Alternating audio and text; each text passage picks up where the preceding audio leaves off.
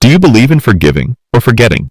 At my mom's 70th birthday party, somewhere between the main course and the god-awful lemon cake she insists on every year, she took the mic, tapped it like a queen silencing her court, and announced, in front of nearly 50 people, that she was leaving everything she owned to my younger sister, Jill. She said it like she was naming a new pope. "It just makes sense," she beamed, her voice syrupy sweet and loaded with pride. "Jill's always been here for me. Rachel understands." Everyone clapped, chuckled, sipped their drinks awkwardly. I smiled. I clinked my glass. And I said, calmly, "That makes perfect sense, Mom. After all, it's your house, right?" A few people laughed. They didn't get it. Jill didn't get it. Hell, my mom sure as hell didn't get it. Not yet. But I did. Because what no one in that room knew, not the guests, not my picture-perfect sister, not even my smug-as-ever mother, was that 2 months before that little speech, I had bought the very house they were standing in. The same house I had grown up in, the same house my mother had threatened to lose to unpaid taxes, the same house she still strutted through like it was her kingdom. On paper and in truth, it was mine. I had the deed, the title, the keys, and soon enough, I'd have the satisfaction, too. But I suppose to understand how we got to that moment, how I went from invisible daughter to quiet owner, you'd need to know a little about how our family works. Or doesn't. Growing up, I was the firstborn, the helper, the one who didn't ask for much and somehow still got less. I was the one who always got the short end of the stick with a lecture stapled to it. Jill, on the other hand, could burn down the garage and Mom would have blamed the matchbook company. Jill was the golden child, loud, dramatic, full of spark, the kind of girl that grown-ups called a handful with a wink. Meanwhile, I was praised for being so responsible, which we both knew was code for easy to ignore. My mom wasn't cruel, not in the ways you could see. She never hit us, never screamed, never threw anything. No, her brand of control was quieter, smoother, more elegant. It was the way she'd compliment Jill's outfit and look through me like I was wallpaper. It was in the holiday cards. Jill got personalized letters with glittery stickers and inside jokes. I got a card that said, "Love, Mom," in rushed handwriting. It was the constant comparison. Jill's spontaneity was charming. Mine was impulsive. Jill's failures were just stepping stones. Mine were signs I wasn't ready yet. I moved out at 20 with nothing but a used Toyota and a scholarship I'd earned without a single "we're proud of you."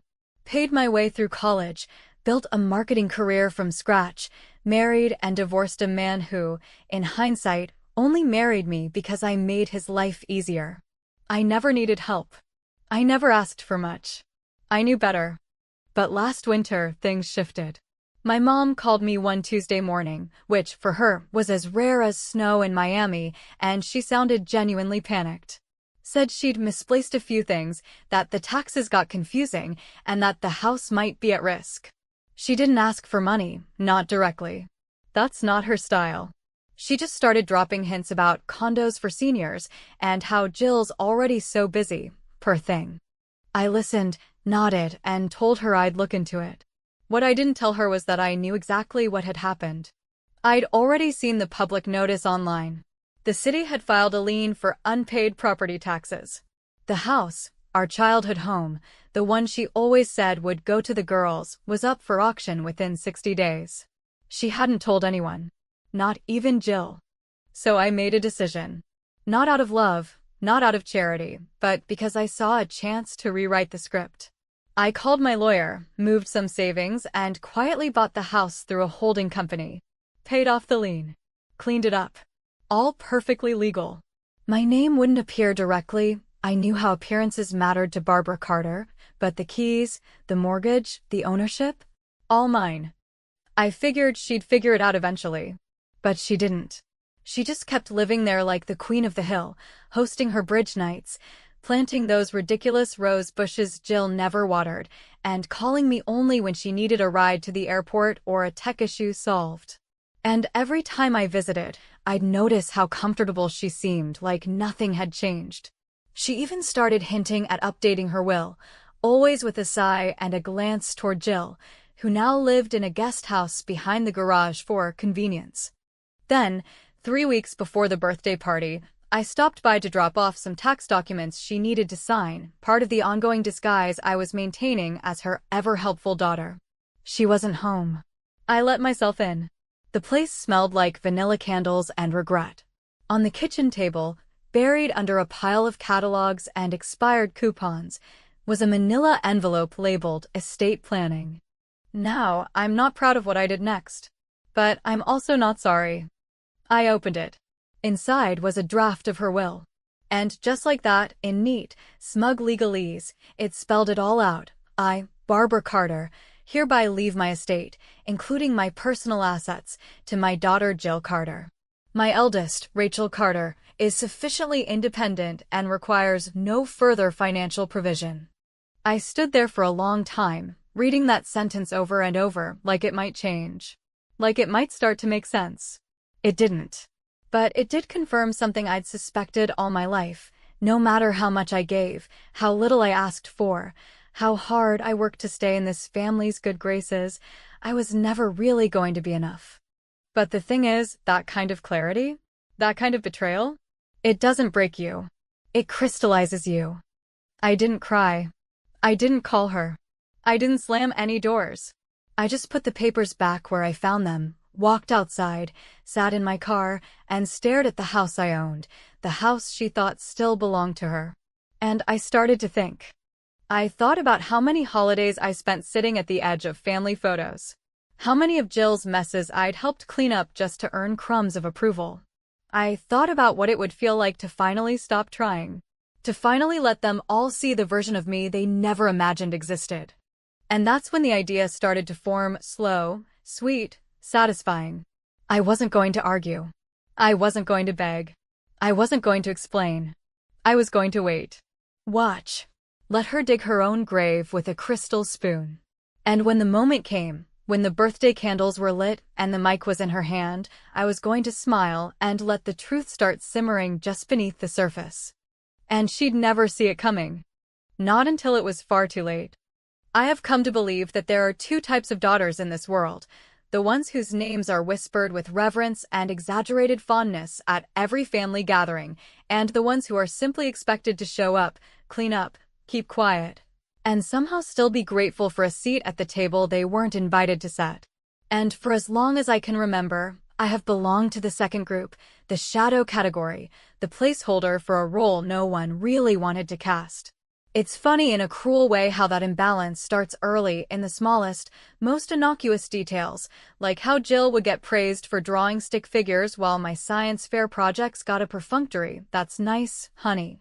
Or how my straight-A report cards were never put on the fridge because we don't need to make your sister feel bad, yet her community college rejection letter prompted a full family meeting and a spa weekend to rebuild her confidence. Even now, after nearly 5 decades of living, working, rebuilding myself, and refusing to fall apart in ways that would make anyone else beg for mercy, I can still feel that tug, that silent, invisible pull to just stay silent, to not cause waves, to keep playing the background music to someone else's main show. But something changed the day I saw that well. Not just in my head, not just in my sense of fairness, but deep in my bones, like an engine turning over after sitting idle for years. I didn't say a word to my mother about what I'd read. I didn't confront Jill. I didn't stomp into the family group chat or draft some cathartic email no one would read. I did what I've always done. I internalized it, processed it alone, and let the anger calcify into something far more useful: strategy. Over the next 2 weeks, I moved pieces quietly, almost methodically. I finalized the transfer of the house title to my holding company, something I had started months earlier after noticing the tax lien filings on the county's online records, something my mother had been too proud or too distracted to notice herself. I'd used my company account to pay off the delinquent taxes, hired a local firm to handle the paperwork, and made sure that not a single envelope came to the house with my name on it. She was still living under the illusion that nothing had changed, still planting begonias in the front yard, still letting Jill crash in the guest house without rent or responsibility, still talking to me like I was the helpful neighbor instead of her daughter. The whole time, the house she walked through in slippers every morning, the kitchen she bragged about remodeling in '98, the very roof over her silver head, it all belonged to me. And I suppose, if I'm being honest, there was a part of me that didn't buy the house just to protect her or to keep a roof over her head, or even to salvage the sentimental walls that had watched me grow up into a woman my mother didn't bother to understand. I bought it because I wanted leverage.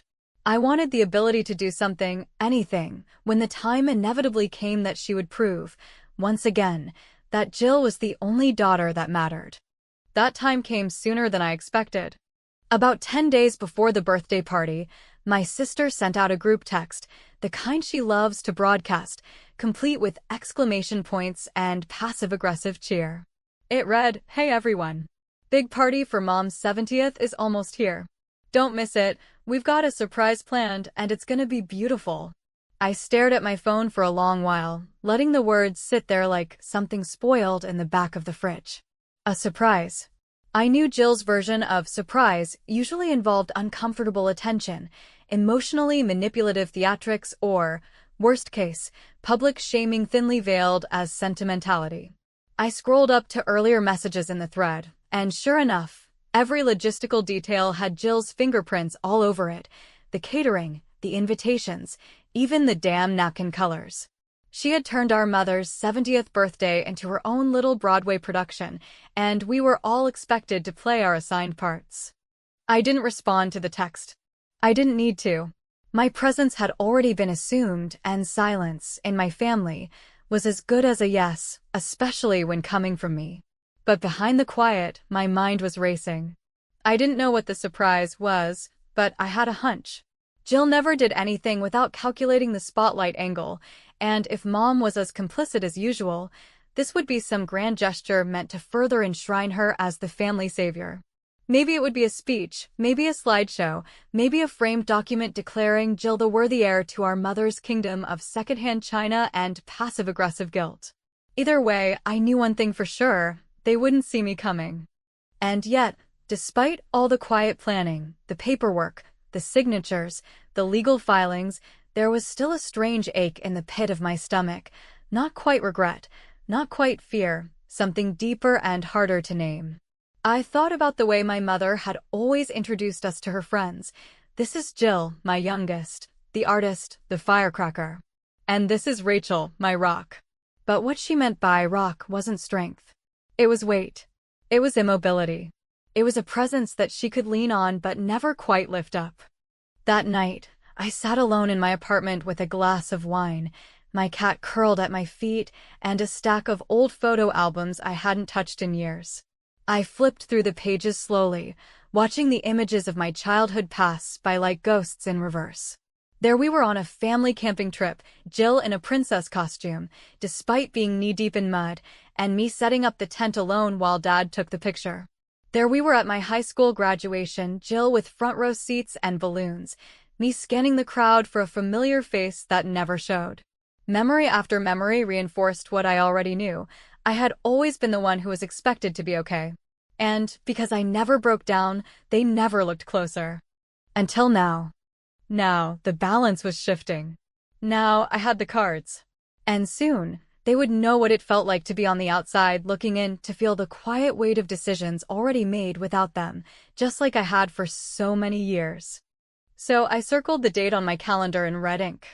Saturday. Mom's big day. The party to end all parties.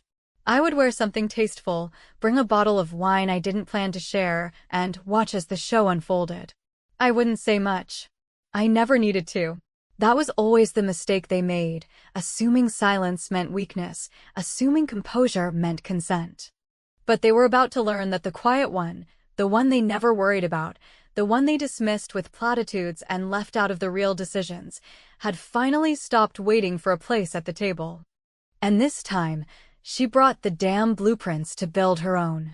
There is something uniquely suffocating about walking into a room full of people who are smiling just a little too hard, dressed just a little too well, laughing just a little too loudly. Especially when you know every pleasantry that leaves their mouths is laced with quiet judgment and the kind of passive affection that's more performance than sincerity.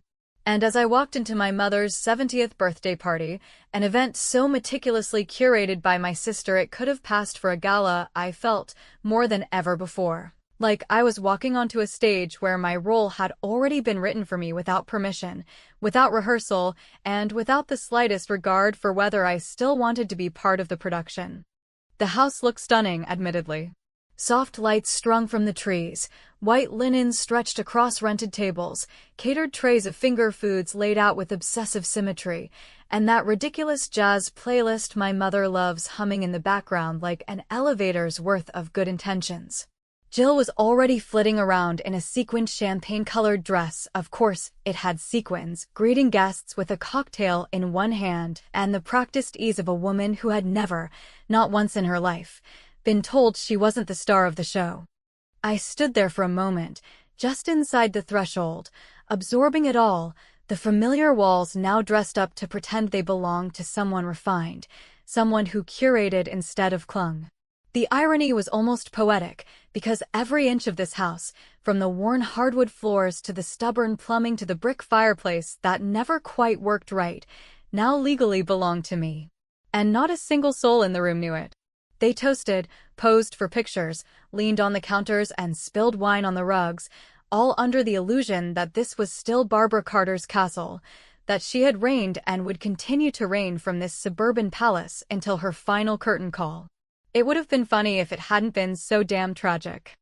I found myself a corner, somewhere near the back patio doors, and settled into the rhythm of the evening, the clinking of glasses, the artificial laughter. The overloud greetings between people who hadn't spoken in years, but acted like family meant something just for tonight. I nodded at a few familiar faces, avoided eye contact with the family friends who still called me the serious one, and waited.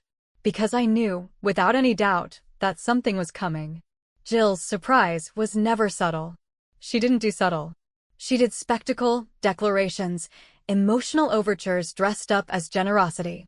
And from the way she kept checking her watch and whispering to our mother with the giddy nerves of a schoolgirl holding a secret, I could see the moment approaching like a slow, inevitable wave. And then, without warning, there it was. A gentle clink of silverware against a glass. The music faded. The chatter quieted. My mother stood, elegant in a soft lavender blouse, her favorite string of pearls sitting just so above the neckline. She held the microphone like it had been waiting for her all evening, and with the smile of someone preparing to give a sermon at her own coronation, she began. "I just want to thank all of you," she said, her voice warm and syrupy, her eyes sweeping across the crowd with careful precision, "for coming tonight and helping me celebrate this beautiful milestone. 70 years, can you believe it?" "I certainly can't." Light laughter. "Expected." She continued, "I've had a lot of time lately to reflect. On life. On family. On what really matters. And I realized something important." She paused, eyes now narrowing slightly, zeroing in on the section of the room where Jill stood beaming like she already knew what came next. "I've decided," she said, "to make things official. As some of you know, I've been working on my estate plans, and I've made a choice I believe is right for me. I'm leaving everything to my daughter, Jill. She's always been my companion, my support, and frankly, the one who's been closest to me these past few years. And I know Rachel understands. She's strong, independent, successful. She doesn't need the burden." For a moment, the room didn't quite know how to respond. There was polite applause, confused, brittle, as if the guests had missed something and were clapping just to fill the silence. Jill's face lit up with pride and just a hint of smugness, the kind she always wore when she'd managed to pull something off she hadn't earned. My mother nodded with satisfaction, and I could feel the weight of every eye slowly drifting toward me, waiting, wondering, maybe even hoping I would object, cry, make a scene, anything to feed the flames of the drama they'd come dressed for. But instead, I smiled. I raised my glass, a full-bodied Cabernet I'd been sipping with the patience of a woman playing the long game, and said, clear enough for the microphone to catch it, "That makes perfect sense, Mom. After all, it's your house, right?" The silence that followed was delicious. There was a flicker of confusion on her face, a brief tightening of her jaw, a twitch in Jill's carefully sculpted brow. But I didn't elaborate. I let the words hang there, like a riddle they couldn't solve because they never learned to ask the right questions. I toasted quietly, took another sip, and returned to my corner. No one pressed me. No one dared. Because if there's one thing people fear more than conflict, it's the realization that they might not know the whole story. The rest of the evening unfolded in a kind of suspended awkwardness, with the energy never quite returning to its earlier height. My mother avoided eye contact. Jill pretended nothing had happened. Guests whispered, unsure if they'd just witnessed something significant or simply misread a moment. I let them wonder. When the party ended and the last of the neighbors filed out with leftover cake and half-hearted hugs, I stayed behind long enough to see Jill slip off her heels and collapse into one of the dining chairs like the queen she believed herself to be. My mother kissed her on the forehead, whispered something I couldn't hear, and turned off the lights room by room, as if closing the curtain on a performance she thought had gone exactly to script. But I knew better. Because the very next morning, with the taste of that party still lingering on everyone's tongues, I made the first move. I called the electric company and asked them to revert the account back to the legal homeowner. I called the water utility, the Wi-Fi provider, the trash collection service. Every one of them updated the records without question. Every bill, every line item, every service now pointed to me. And I didn't rush to tell anyone. I just let the quiet machinery of ownership hum back to life under my control. And as I sat in my office later that afternoon, sipping coffee and reading through the confirmation emails piling up in my inbox, I realized something I hadn't quite allowed myself to feel before: peace. Not triumph. Not satisfaction. But a deep, measured peace that comes from knowing that you don't have to raise your voice to change the outcome. You just have to own the ground beneath their feet and wait for them to realize the floor's already shifting. There is a specific kind of silence that follows the storm of a well-placed truth, not the loud, screaming kind of silence that drips with accusation and rage, but something slower, colder, almost surgical in its precision. The type of silence that sets in when people begin to realize that the reality they've been clinging to might not just be cracked, but already halfway collapsed beneath them. That's what settled over the days following the birthday party, a hush that crept into text threads left unread, phone calls not returned, and unspoken questions that everyone was too afraid to ask outright. Jill didn't text me once, which in itself was telling, and my mother, who had mastered the art of passive inquiry, did not call either, though I noticed she'd viewed every one of my social media stories, small breadcrumbs that let me know she was watching, waiting, trying to understand what exactly I had meant when I said, after all, it's your house, right? I knew the answer would come soon enough, not through a dramatic confrontation or some carefully rehearsed family intervention, but through the steady unraveling of her assumptions, through paperwork, through policy updates, through the mundane systems that govern the very bones of home ownership, and which she had always assumed were hers by birthright and longevity, never by legal standing. The truth doesn't always arrive as a thunderclap. Sometimes it drips like a faucet she thought she could fix herself, a little colder every hour. 2 days after the party, it began with a voicemail. My mother's voice, tight and confused, wove between clipped pleasantries and concern. Hi, sweetheart. Just wondering if maybe you've heard anything about the heating. It seems to have gone out this morning, and Jill says the Wi-Fi's been spotty too. We're having trouble with the thermostat, and I think maybe the billing got mixed up again. Anyway, give me a ring when you can. I didn't call her back right away. I gave it 24 hours, not out of cruelty, but out of an understanding that sometimes the most effective kind of clarity is the kind that settles slowly, through repetition and resistance, until it cannot be denied. That, and I was waiting for the mail to arrive. When it did, it brought with it an envelope she wouldn't recognize at first glance. Inside was a formal letter, notarized and precise, from my attorney's office, the same attorney who had helped me purchase the property, manage the holding company, and execute every legal step with the kind of quiet professionalism that leaves no room for drama. The letter stated, in direct but courteous language, that the property located at her address had been acquired legally and without contest by said holding company, and that Rachel Carter, acting as both owner and agent, had assumed full rights and responsibilities for the structure, grounds, and all utilities effective the day of transfer. The tone was neutral, dry, painfully polite, and it said everything I hadn't. Later that afternoon, she called again. This time, her voice was thinner, more strained, edged with the clipped tone she used when trying very hard to sound composed while standing on the verge of losing control. "Rachel," she said, after the smallest hesitation, "I got something strange in the mail today. I think we need to talk." And we did. Or rather, I let her talk, while I listened, pacing the length of my apartment with the same measured breath I'd practiced during every difficult conversation I'd ever had with her, the ones where I spoke plainly, and she responded with dismissive deflection, the ones where I tried to be heard and ended up apologizing instead. But this time, there were no apologies, no backpedaling, no well-rehearsed phrases about misunderstandings or family decisions. This time, I laid it out clearly. Yes, I had bought the house. Yes, I had kept it from her. No, I hadn't done it out of spite, not at first. I did it because she had been days away from losing the property to auction, and instead of facing the consequences, she chose to bury the problem under layers of denial and old pride. I did it because I could. Because no one else was going to. And because I was tired, deeply, profoundly tired of being the one who held things together in secret only to be erased in public. She didn't speak for a while after I said that. I could hear her breathing on the other end, short, uneven, like she was trying to decide whether to be hurt or furious, or both. And then, with a kind of brittle grace, she said, "Well, that certainly explains the party." I almost laughed, not out of humor, but at the sheer absurdity of how effortlessly she could reduce everything to a single line, as if a lifetime of imbalance could be filed under regrettable misunderstanding. But I didn't laugh. I stayed still.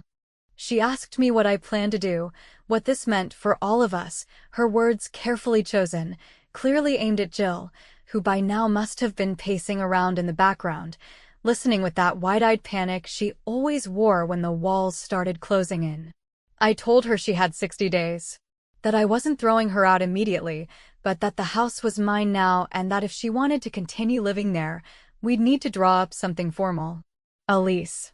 An agreement. A reset of terms. She didn't argue. Not outright. She just said, quietly, "You've really changed, Rachel." And I suppose I had. Or maybe I'd just stopped pretending. Later that evening, I received an email from Jill. Short. Cold. Accusatory in a way that only someone who had never earned her comforts could muster. She called me manipulative. She called me cruel. She said I'd blindsided our mother during what should have been the happiest time in her life. She said I was bitter, jealous, and probably still upset about ancient family stuff that everyone else had long since moved on from. She ended the message with a veiled threat about lawyers and what Mom is prepared to do, and for a moment, I almost replied with a legal breakdown of the paperwork they had both neglected to acknowledge, but I didn't. Because deep down, I knew Jill wasn't writing from power. She was writing from fear. And people like Jill, people who've coasted on charm and proximity to other people's resources their whole lives, fear nothing more than watching that foundation erode beneath them without warning. The next morning, I went by the house, my house, not to confront anyone, but to drop off a second letter, this one more personal. I left it on the kitchen counter, near the antique cookie jar my mother always kept filled with individually wrapped mints no one ever touched. It was short. It simply said, "This was never about the money. It was about finally being seen. 60 days. Let me know what you want to do." As I closed the front door behind me and walked down the path I'd memorized as a child, I felt no triumph, no deep satisfaction, just the cool, steady rhythm of control shifting into place. Not loud, not flashy, but firm and final. The kind of control that comes from knowing that for the first time in my life, I wasn't begging for a place in a house that was never mine. I had claimed it. Legally. Quietly. Completely. And whether they accepted that or not didn't matter anymore. Because now, the house answered to me. There are moments in life, Rare, unsettling, and strangely illuminating when the very people you've spent decades trying to impress, protect, or simply be enough for suddenly stand before you not as family, not as guardians or symbols of authority, but as flawed, frightened human beings who are finally forced to see you as you are, not as they've chosen to remember you. And it was precisely one such moment, quiet but unforgettable, that unfolded 3 weeks after the birthday party, on a warm Friday morning when I rang the bell to my mother's front door, or rather, my front door, which, for the first time since the ownership had changed hands, I had chosen to approach not as a silent observer or masked benefactor, but as the rightful owner of the house and of the narrative that had been rewritten without my consent for far too long. She opened the door slower than usual, the kind of slow that isn't about politeness or curiosity, but caution, not fear exactly. But that strained anticipation people carry when they know they've lost their leverage and are trying to decide whether dignity or defiance will serve them better. My mother, always composed, always curated, stood in the doorway dressed in one of her pale cardigans, makeup done, hair pinned, the smell of brewed coffee wafting faintly behind her like a defense mechanism. And for a brief second I saw the woman I remembered from my childhood, the version she liked to present to the world, the queen of suburban poise. But that image was no longer threatening, no longer powerful, just tired. Like a portrait hung too long in a house that had changed around it. She didn't invite me in immediately. She looked at me, really looked at me, for the first time in what felt like years, and I could see the effort behind her eyes, the tug-of-war between the part of her that wanted to lash out and reclaim her throne, and the part that had begun, perhaps against her will, to accept that I was no longer the daughter she could simply override with a sigh and a change of topic. Eventually, she stepped aside and gestured me in with a tight nod, no words, just that familiar clipped efficiency that had once passed for affection in our house. The kitchen, still filled with the morning light that always made the countertops look cleaner than they were, felt smaller than I remembered, or maybe I had just outgrown the space emotionally, like a coat you once wore proudly, only to discover years later that it never fit right to begin with. We sat opposite each other, two women who shared blood but not understanding, and for a while we said nothing, letting the silence stretch long enough to fill the years we'd both wasted pretending things were fine. Then, in a tone that was almost cordial, she asked, "So, what happens now?" No preamble, no sugarcoating. Just that one question hanging between us, bare and oddly respectful. I told her the truth. I told her that I had no interest in evicting her, no interest in revenge for revenge's sake, no grand plan to humiliate her. I told her I bought the house initially to protect it because despite everything, I still couldn't stomach the thought of seeing the home we'd grown up in get auctioned off to strangers and gutted for profit. But once I saw the will, once I heard her words at that party, once she looked me in the eye and chose Jill again, not out of necessity but preference, I decided that kindness without boundaries would never be seen as strength in her eyes. It would always be mistaken for passivity, for weakness, for absence. So I stopped asking to be seen, and I started acting like someone who sees herself. She listened, and for the first time in my life, didn't interrupt. When I finished, she looked at her coffee, then at me, and said something that I wasn't expecting, not because it was cruel, but because it was honest. "I knew you bought the house." The words didn't hit like an accusation or a revelation. They landed like a confession, carefully unpacked after being carried too long. She explained that she had found the documentation weeks earlier, tucked inside the drawer where she kept the old mortgage records. She had recognized my company's name, put two and two together, and chosen deliberately not to mention it. When I asked her why, her answer wasn't layered in poetry or justification. It was as plain as dry toast. "I wanted to see if you'd say anything. If you'd finally stop asking permission." And then it clicked. Something inside me that had been twisted for years finally straightened. This hadn't just been neglect or favoritism or even cruelty. It had been a test. A test designed not to build me up, but to harden me into the version of a daughter she believed the world required, one who didn't wait for grace, but took ground when it wasn't offered. She hadn't wanted me to fail. She had wanted me to stop caring if she approved. I didn't know whether to laugh or cry, but I did neither. I just nodded, because the truth is, I understood. Maybe not in the way she meant, maybe not in a way that made peace possible, but enough to stop carrying her silence like a sentence. Enough to stop needing anything more than the satisfaction of finally being the one who set the terms. She said Jill was looking for a new condo and would be moving out within the month. That she wanted no conflict. That she just wanted space. I told her that once she was ready, we could discuss a proper lease agreement. Nothing exploitative, nothing cruel, just clarity. Something we'd never had before. We didn't hug. We didn't promise to rebuild. But as I walked out the door, she said my name, just my name, nothing more, and something about the way she said it felt like a start. Or maybe an ending. Either way, it didn't matter. Weeks passed. Jill moved out, leaving behind a mess in the guest house and a trail of passive-aggressive Instagram captions that made her look like the victim of some Shakespearean betrayal. One post in particular caught my eye, a filtered selfie with a glass of champagne in hand, the caption reading, "Some people burn bridges. Others build palaces. Watch this space." It was petty. It was theatrical. It was exactly what I expected. And yet I didn't respond. I didn't need to. Because in the end, my revenge wasn't loud. It wasn't dramatic. It wasn't a battle with winners and losers. It was quiet, lawful, clean. It was ownership in its purest form. One afternoon, I returned to the house, no longer my mother's, not yet rented, just still, and I stood on the back porch, where the peeling white railings overlooked the overgrown yard we used to run through as children, before we learned what roles we were expected to play and how little room there was for improvisation. I thought about all the birthdays I'd spent waiting for acknowledgement that never came, all the years I'd carried their expectations like weights disguised as love. I poured a glass of wine, leaned on the railing, and raised it in the direction of the empty guest house, not in anger, not in triumph, but in finality. To all the times I kept quiet, I whispered. To all the times I didn't.